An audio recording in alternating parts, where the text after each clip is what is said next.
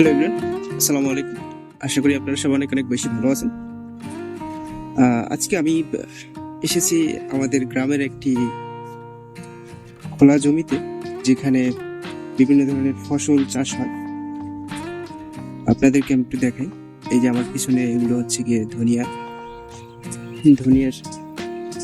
চাষ হচ্ছে।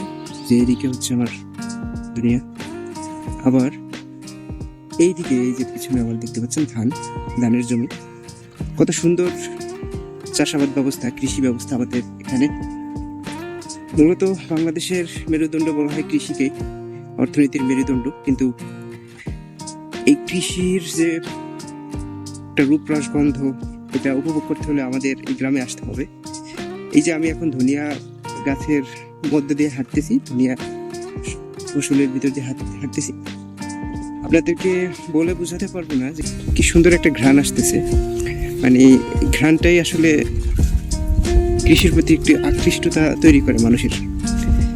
আপনি যদি এখানে আসেন, এই যে যে ধনিয়া গাছের ঘ্রাণ কিংবা ধানের ঘ্রাণ, এগুলো খুবই উপভোগ্যময়, যেটা আসলে ভিডিওতে বলে বোঝানো যাবে না। এটা সরাসরি এসে উপভোগ করতে হবে। আপনাদের কার বাড়িতে, কাদের এলাকায় এরকম সুন্দর কৃষি ব্যবস্থা বা চাষাবাদ ব্যবস্থা রয়েছে, সেটা অবশ্যই কমেন্ট করে জানাবেন।